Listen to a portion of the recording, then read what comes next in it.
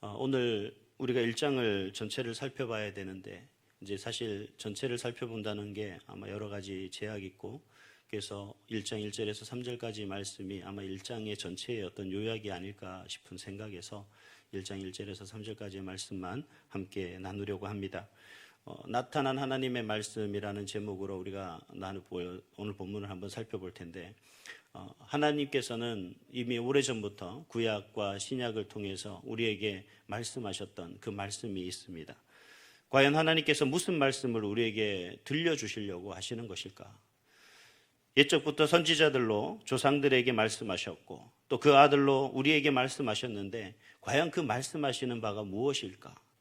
그 말씀의 요지는 과연 무엇일까 하는 그런 질문을 하게 됐습니다.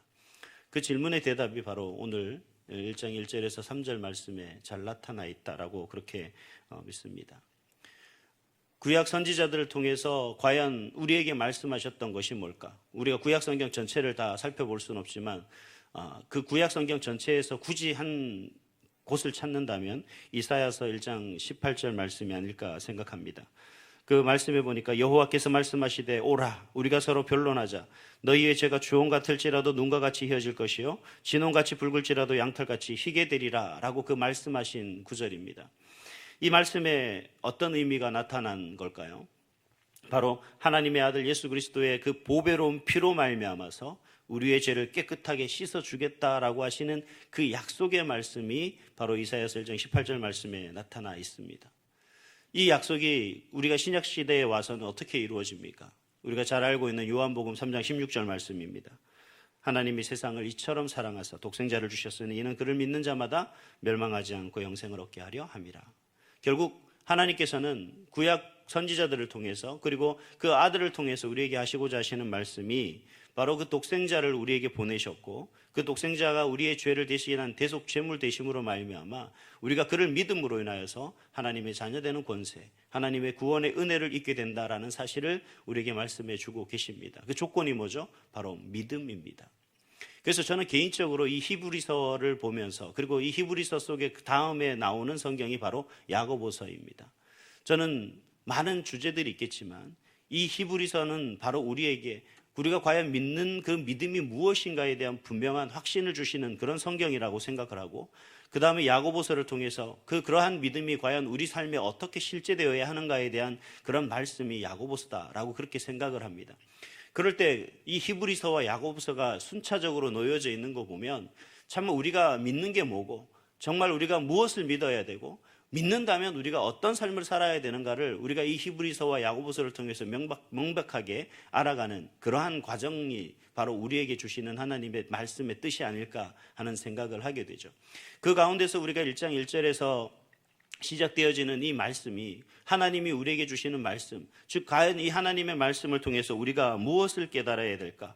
구약 선지자를 통해서 예수를 보내시고 그 예수를 믿음으로 인하여서 우리에게 주시는 그 구원의 은혜를 통해서 과연 오늘날 우리가 과연 믿어야 될 게 뭐고 과연 그 말씀을 통해서 우리가 무엇을 온전히 믿고 그 하나님 앞에서 어떻게 변화되는 삶을 살아야 될까? 무엇을 깨달아야 할까에 대해서 간단하게 한번 말씀을 드리려고 합니다. 먼저 하나님의 말씀을 들려주는 대상이 누구인가라는 겁니다. 그 부분을 함께 생각해 보기를 원합니다. 하나님의 말씀을 들려주는 대상은 우리는 일반적으로 나 이렇게 생각할 수가 있죠. 그러나 좀 더 포괄적으로 이야기한다면 하나님의 말씀을 들려주는 대상은 다름 아니라 죄인들입니다. 하나님이 말씀하시고자 하는 사람은 물론 믿는 사람이겠죠. 하나님의 자녀되는 자녀들에게 말씀하시는 말씀이기도 하지만 특별히 우리가 복음을 전하는 이유도 마찬가지죠. 믿는 사람에게 복음을 전한 것이 아니라 믿지 않는 이들에게, 알지 못하는 그들에게 복음을 전하는 겁니다. 그들이 곧 죄인이기 때문에 그렇습니다. 그렇다고 저와 여러분이 죄인이 아닌, 죄를 짓지 않는 완전한 의인은 아니겠지만 이런 말씀들을 통해서 그 모든 죄의 모습을 벗어버리고 참된 하나님의 자녀로서 살아갈 수 있기를 촉구하는 그 마음들이 바로 하나님의 말씀, 이 히브리서에 담고 있다라는 겁니다. 그래서 선지자 이사야서 55장 1절에서 3절의 말씀을 보면 하나님께서는 이 이사야 선지자를 통해서 대언하시기를 뭐라고 말씀하시냐면, 오호라 너희 모든 목마른 자들아 물러나오라. 돈 없는 자도 오라. 너희는 와서 사 먹되 돈 없이 값없이 와서 포도주와 젖을 사라. 너희가 어찌하여 양식이 아닌 것을 위하여 은을 달아주며 배부르게 하지 못할 것을 위하여 수고하느냐. 내게 듣고 들을지어다. 그리하면 너희가 좋은 것을 먹을 것이며 너희 자신들이 기름진 것으로 즐거움을 얻으리라. 너희는 귀를 기울이고 내게로 나와 들으라. 그리하면 너희의 영혼이 살리라. 내가 너희를 위하여 영원한 언약을 맺으리니 곧 다윗에게 허락한 확실한 은혜니라 라고 그렇게 말씀하시는 것을 볼 수가 있습니다. 하나님께서는 죄인이 그 죄악 가운데서 죽는 것을 원하지 않는다는 얘기입니다. 죄를 지었다고 해서 그가 죄값으로 죽어가는 그 모습을 하나님께서는 원하지 않는다는 얘기입니다. 비록 하나님을 배반하고 스스로 하나님과 원수된 그런 인간들을 하나님은 외면하고 그들을 벌하는 것이 하나님의 목적이 아니라 오히려 그런 인간들에게 하나님의 말씀을 통하여서 그들에게 기회를 부여하는 거죠. 하나님의 다시 자녀되는 권세, 그 구원의 은혜를 그들에게 부여하고 있다는 겁니다. 그 기회를 부여하고 있다는 겁니다. 그래서 하나님께서는 말씀하심으로 말미암아 그들에게 구원의 길을 제시하고 있는 것이죠. 이 얼마나 하나님의 큰 사랑입니까? 이 얼마나 하나님의 큰 은혜입니까? 우리가 하나님께 왜 감사해야 되느냐? 감사해야 되는 이유는 오직 한 가지밖에 없습니다. 죄인임에도 불구하고 그 죄의 길로 가는 그 걸음임에도 불구하고 그 걸음을 걷는 우리를, 죄인을 하나님께서는 포기하거나 그 부분을 정죄하는 것이 아니라 오히려 구원의 길로 그들을 이끄시고 제시하시며 참된 구원의 은혜를 우리에게 베풀어 주시기 때문이다라는 겁니다. 하나님 안에서 죄인은 죄의 벌을 받아야 된다라고 그렇게 확정된다면 우리 자녀들이 믿음 없고 우리 자녀들이 하나님 앞에 참된 하나님과의 어떤 만남이 없다면, 그 하나님으로 참된 믿음의 고백이 없다면 그들의 삶은 어떻게 되겠습니까? 그들의 미래는 어떻게 되겠습니까?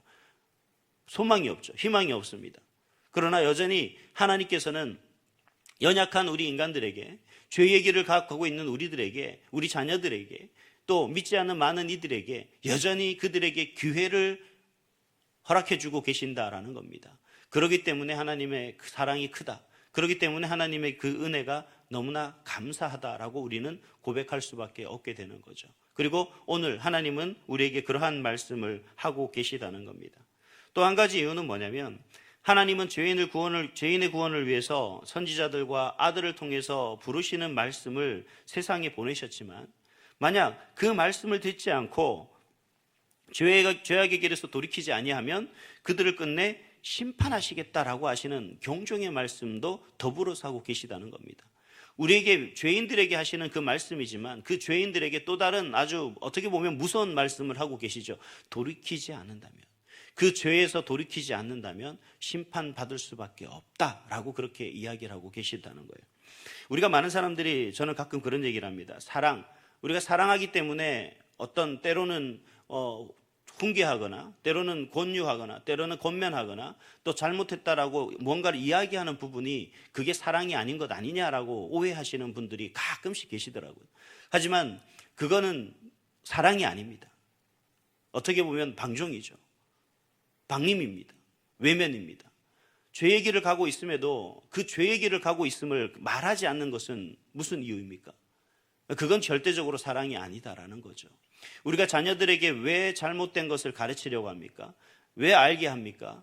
바로 그게 잘못된 길을 갈 때 잘못된다는 사실을 누구보다도 잘 알기 때문에 그 길은 잘못된 길이다, 그 길은 틀린 길이다 라고 그렇게 말씀하는 것 아닌가요? 가르치는 것 아니겠습니까?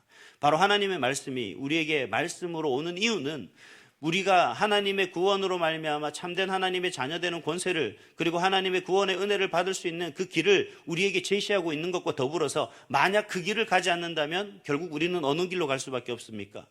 죄의 길로, 사망의 길로, 죽음의 길로, 영원한 죽음에서 우리에게 주는 그 지옥의 형벌 가운데 거할 수밖에 없게 된다라는 사실을 바로 말씀해 주고 있다라는 사실입니다. 그래서 에스겔서 33장 8절에서 9절 말씀해 보면, 가령 내가 악인에게 이르기를 악인아 너는 반드시 죽으리라 하였다 하자 내가 그 악인에게 말로 경고하여 그 길에서 떠나게 하지 아니하면 그 악인은 자기 죄악으로 말미암아 죽으려니와 내가 그의 피를 내 손에서 찾으리라. 그러나 너는 악인에게 경고하여 돌이켜 그의 길에서 떠나라고 하되 그가 돌이켜 그의 길에서 떠나지 아니하면 그는 자기 죄악으로 말미암아 죽으려니와 너는 내 생명을 보존하리라 라고 그렇게 하셨습니다. 여러분, 하나님의 은혜로만 죄인들을 구원할 수가 있다라는 거죠. 그래서 하나님께서는 우리에게 이 말씀, 즉 율법을 주시면서 그 율법을 지킴으로 말미암아 구원을 얻으라고 주신 것이지, 구원을 얻으라고 주신 것이 아니라 오히려 그들이 율법에서 자신들의 죄가 드러나고 그리고 자기들이 죄인임을 확인하게 되어서 그 죄를 소멸해 주시고 믿음으로 주시는 하나님의 구원의 은혜를 받으라고 바로 하나님 말씀, 다시 말하면 율법을 주신다는 겁니다. 그러니까 율법이 우리 가운데 완전한 구원의 길이 아니라 바로 우리 자신을 살피게 되는 하나님의 말씀이 다시 말하면 우리에게 있어서 거울입니다. 우리의 실제를 비춰주는, 우리의 죄를 모습을 밝혀주는 그러한 거울이고, 그 거울을 통해서 우리의 죄를 알게 되고 깨닫게 되어서 우리가 죄의 길에서 돌이킬 수 있는 그러한 귀한 하나님의 은혜가 바로 하나님의 말씀이다라고 할 수가 있는 겁니다. 그래서 구약이나 신약이나 바로 죄인에 대한 하나님의 구원 계획이 뭐냐? 바로 하나님의 은혜다 라는 것이 바로 이 말씀이고, 바로 그 하나님의 은혜가 우리 가운데 실제되었음을 알려주는 것이 그 말씀이고, 그 말씀을 통해서 우리가 믿음으로 말미암아 하나님의 참된 구원의 길로 우리가 이룰 수 있게 된다라는 것을 제시하는 게 바로 이 참 말씀이고, 그리고 그 말씀을 통해서 우리에게 주시는 하나님의 놀라운 사랑과 은혜를 깨달을 수 있게 하는 것이다 라고 할 수가 있습니다. 그래서 우리가 하나님의 말씀을 통해서 결국 우리에게 말씀하시고자 하는 것은 뭐냐면, 하나님은 누굴 부르러 오셨습니까?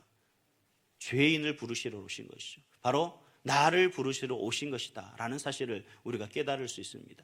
하나님의 그 말씀을 통해서 결국 우리는 어떻게 돼요? 하나님 앞에 내가 나갈 수 있는 그런 구원의 길을 우리에게 제시해 주시고 계신다라는 사실을 깨달아 알고, 이제부터 오늘부터 있을 이 히브리서의 말씀들이 우리 가운데 매일 묵상하며 나갈 때마다 그 하나님의 말씀이 여러분 마음판에 새겨지는 역사가 있기를 소망합니다.